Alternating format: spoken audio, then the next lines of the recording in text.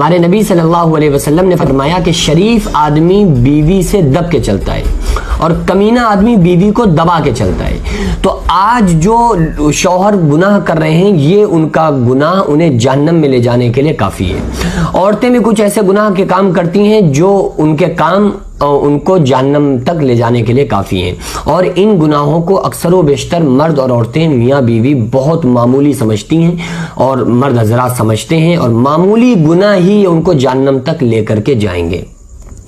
پہلی چیز کیا ہے کہ آقا علیہ الصلوۃ والسلام نے ان عورتوں کو 5 چیزوں کی 5 حکم دیے ہیں, 5 باتیں بتائی ہیں اور فرمایا ہے کہ یہ 5 کام جو عورت کر لے گی تو میں گارنٹی لیتا ہوں, میں ضامن ہوں کہ قیامت کے دن جنت میں اس کو گھر لے کر کے دوں گا. یہ ہمارے نبی صلی اللہ علیہ وسلم کا وعدہ ہے. وہ 5 کام کون سے ہیں پہلے آپ یہ سن لیجئے. آقا علیہ السلام نے فرمایا جو عورت 5 وقت کی نماز پڑھتی ہو, نمبر 2 رمضان میں روزے رکھتی ہو, نمبر 3 اللہ تعالیٰ نے اگر اس کو پرسنل مال دیا ہے تو اس میں سے زکوٰۃ ادا کرتی ہو, نمبر 4 بد کردار نہ ہو, 5واں کام اپنے شوہر کی فرما برداری کرتی ہو. یہ 5 کام کرنے والی عورت جب قیامت کے دن آئے گی تو اس کے لیے جنت کے 8 دروازے کھل جائیں گے. آقا علیہ السلام نے فرمایا کہ میں گارنٹی لیتا ہوں ایسی عورت کو جنت میں گھر لے کر کے دوں گا. اس میں جو 5 کام ہیں کچھ حقوق اللہ ہیں, کچھ حقوق العباد میں سے ہیں. حقوق اللہ میں یعنی کہ نماز ہو گئی, روزہ ہو گیا, زکوٰۃ ہو گیا. 2 کام جو حقوق العباد سے تعلق رکھتے ہیں. پہلا کام شوہر کی فرما بردار ہونا. شوہر کا فرما بردار ہونا یہ حقوق العباد سے تعلق رکھتا ہے. اکثر و بیشتر ایسا ہوتا ہے کہ میاں بیوی میں تھوڑی بہت لڑائی ہو گئی, بیوی منہ گھما کے لیٹ گئی اور شوہر سے مطلب نہیں رکھا, تو آقا علیہ السلام نے فرمایا ساری رات فرشتے ایسی عورت پر, ایسی بیوی پر لعنت بھیجتے ہیں جو اپنے شوہر سے ناراض ہو کر منہ گھما کر لیٹ جائے.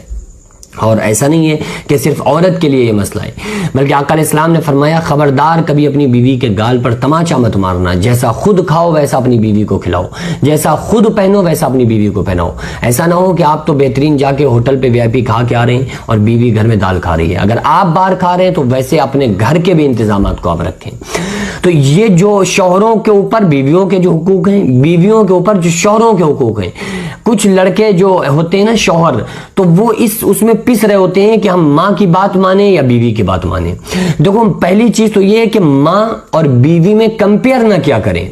کون سا کمپیئر ہے؟ ماں اور بیوی کا بھی کیا کوئی کمپیئر ہے؟ آپ سوچ کر دیکھو, ایک بیوی نہیں آپ 1000 بھی بیوی لا سکتے ہیں, لیکن اگر ماں ایک مرتبہ چلی گئی تو دوبارہ آپ کو ماں نہیں ملے گی. تو ماں ہوتی ہے نا, ماں کا درجہ کوئی نہیں لے سکتا. لیکن اس کا مطلب یہ ہرگز نہیں ہے کہ بیوی کے ہم پر کوئی حق نہیں ہے. بیوی کے اگر کوئی بندہ حقوق ادا نہیں کرتا ہے تو اس کے اوپر بہت سخت قیامت کے دن اس بارے میں پوچھ گچھ ہوگی. اگر بیوی کو کسی بھی تعلق سے کسی بھی طرح سے کوئی شوہر پریشان رکھتا ہے, یعنی کہ اس کے اوپر کسی طرح کی زیادہ زبردستی کرنا, کسوٹی رکھنا اور طرح طرح کی اس سے باتیں کرنا, اس کو ٹارچر کرنا, اس کو گالی دینا, اس کو غرض کے جتنی بھی چیزیں اسلام نے جن چیزوں سے روکا ہے, اگر ان میں سے ایک کام بھی شوہر اپنی بیوی کا ان حقوق میں سے کوئی حق ادا نہیں کرتا ہوگا تو یہ کام اس کو جہنم میں لے جانے کے لیے کافی ہے.